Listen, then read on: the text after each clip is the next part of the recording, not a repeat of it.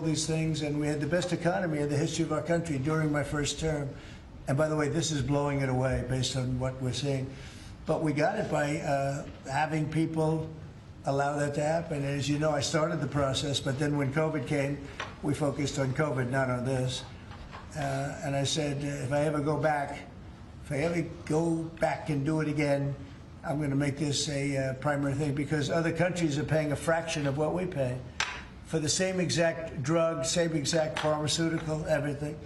And I said, no, it's not right. And the drug companies actually came along. You know, don't forget, they make 30, 40, 50 million a year, these people. They're very smart. And they had a lot of people convinced that, you know, that's the way it has to be. They talked about research and development. We had to pay. I said, well, why isn't Germany paying? Why aren't other countries paying? And they always had a good answer, but it got to a point where I didn't like the answer anymore, and I said, we have to do this, and we did. And the team that we have with Oz and Bobby and Chris and all of the people that we had working on it, and I must tell you, Marty's been a big, wherever you may be, Marty, but Marty's been a big factor. We have a great team. There's never been a medical team like this, and I said, let's go do it. And then I did, as I said, I would bug them every single day, every week, because I said, we have to have, I mean, why should we be paying 10 times what another country's paying? And that was just an excuse, you know, research and development. We do research and development. So now we're going to be paying whatever the lowest price is, we're going to be paying that price. So it's a great thing. But there won't be anything that can have the impact on Medicare, Medicaid, Social Security, anything where you need pharmaceuticals, medicines. The numbers are going to come way down. Even Obamacare, which is terrible, it's not been good, as you know. It's a weak form of health care. But it'll be better because the medicine's going to come in at a very low price. Yes, please. Yes, Mr. President. It seems like every time you assemble your MAHA team and your cabinet members behind you in regards to health issues, it just keeps getting powerful. And I look at these young kids there and the weight that is on the world right now that you can lift by what you're doing. I've often said, Trump could cure cancer and people would still criticize him. That's true. It's true. What is your message to America that this potentially could bring us all together, get us on the same page and have unity? And I'd like to see if some of the kids or the parents have what it means to you to see President Trump get involved with this. Well, we've made tremendous strides in cancer research, far more than anyone has done. And we have the greatest minds, the greatest people working on it. And childhood, you know, they call it childhood cancer. It's a very specific thing, and we've really made a lot of progress. I think something that's going to allow us to make a lot of progress is the money we're saving on pharmaceuticals. We'll be saving 500, 600, 1,000%. Nobody's ever heard of that. I told the story, you were here before, that when I was in the previous administration, my first term, I was so proud of myself because I'm the first president in 28 years that cut drug prices from beginning to end. So they went down. I think it was 1/8% or 1/4%, and I was so proud of that. I thought that was great. Now I'm cutting them 500%. And I will say this, politically speaking, the people understand. Otherwise, I wouldn't have won in a landslide. You know, I get 97% bad press, and I won in a landslide, which tells you the press has no credibility. But I will say that what we've done has been a great tribute to the people that's standing behind me in different forms. Linda in education, different, but what she's doing in education, she's sending education back to the states. That's a big move. The states, like, you know, you go back to Indiana, Iowa, you know, I would say 40 states will be great. 45 will be, you know, the 5% of them will be pretty good, but, and then you're going to have a Gavin Newsom and some other people that aren't going to do a good job, but, you know, we'll help them out. I want to help them out.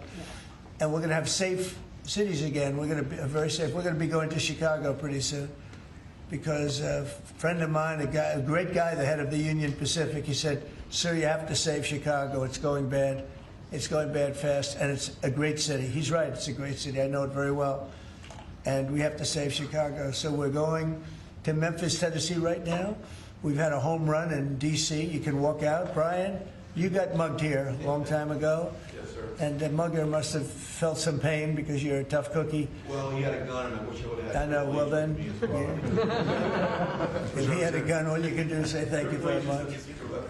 Yeah, no, but it's everybody here. I mean, you were here in the room when I said to the reporters, who got mugged in the last year? And like half of the people raised their hand. Now, if you said who got mugged over the last 60 days, nobody. No killing, no nothing. And the restaurants are booming, the town is booming, it's clean. You know, the National Guard actually went out and started cleaning all the crap out of the parks. The tents are knocked down. We had one that you said it was a blue tent, and you said it was a communist tent, right? See, we're going to have a communist mayor of New York, so, you know, let's see how that works out. And I've gotten a lot of feedback on that. Everyone's very appreciative of Yeah. that tent. You told me about a blue tent, and I said, I can't be there because we knocked them down. But this was a very highly sophisticated group of people that had permits and all the other things. Well, their permit expired. We knocked it down. It took, what, 24 hours less, maybe? Yes, sir. So I appreciate you telling me that. No, we have a great thing going. The country is doing incredible. We are a hot country. The hottest. We're the hottest country in the world right Do the now. parents of the kids have anything they'd like to say? Yeah, that's a great question. Would you like to say something? I would. That's a good comment right there. That's the best comment you've made in a long time. Mr. President, good evening. I'm Josh Armstrong. My name is Josh Armstrong. I'm from West Virginia, and I'm the father of this amazingly brave and resilient little 6-year-old, Laurel. Laurel was diagnosed with leukemia when she was 2 years old, just before her 3rd birthday. And we went on to watch as she spent months in the hospital fighting for her life, as she received blood transfusions and platelet transfusions, as she fought off one potentially fatal infection after another. We watched as her body swelled and became painful from steroids, and then as it became frail and weak from chemotherapy. And we watched and we wondered why there aren't better treatments available, and we wondered what might happen if she doesn't get the drugs she needs, and we wondered why isn't anybody doing more? And on behalf of myself and all the parents that have watched and wondered, we'd like to say that what you're doing today gives parents like me and children like Laurel the one thing that we most desperately need, and that's hope. And Laurel's Hope doing that, well. and She's Laurel doing- is, I'm happy to say Laurel's in remission today. That's good. She looks so beautiful. Thank you, she is You beautiful. feeling good, Laurel? That's for you, Laurel. That's for you. She looks so great. Because of this bill, doctors are going to be able to get better treatments faster to patients like Laurel. Big And difference. because of you making children like her real children, not cases or statistics, but children like Laurel and all of these children here today, we have that hope, and we are so proud that you're standing with children with cancer and making it a national priority. It's very nice. Thank you, Mr. President. We're with you all the way. How about you? Back there, Dad? Actually, I'd like my daughter to speak. We let Oh, her I like that much Carolyn better. would like to speak. She's That's over very here. good. I'd like you to speak. Thank you. Good afternoon. My name is Carolyn Hendricks. When I was 4 years old, I was diagnosed with Ewing sarcoma, a pediatric bone cancer. 11 years later, I'm now 16 years old, and I'm doing great. What you're doing today, Mr. President, means that kids like me will get better options and so much more hope for the future. This will help doctors use technology to find cures faster, match patients to trials more quickly, and give our families more control over our health. For kids, every day counts.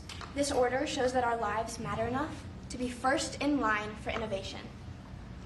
On behalf of children and young adults with cancer, those still fighting and those in remission like me, and families who wish that they had more time together, thank you for making us a national priority. Mr. President, because of actions like this, kids like me have the chance to grow up, to chase our dreams, and to live full lives. And that is the greatest gift anyone could ever give. Wow. That was so good.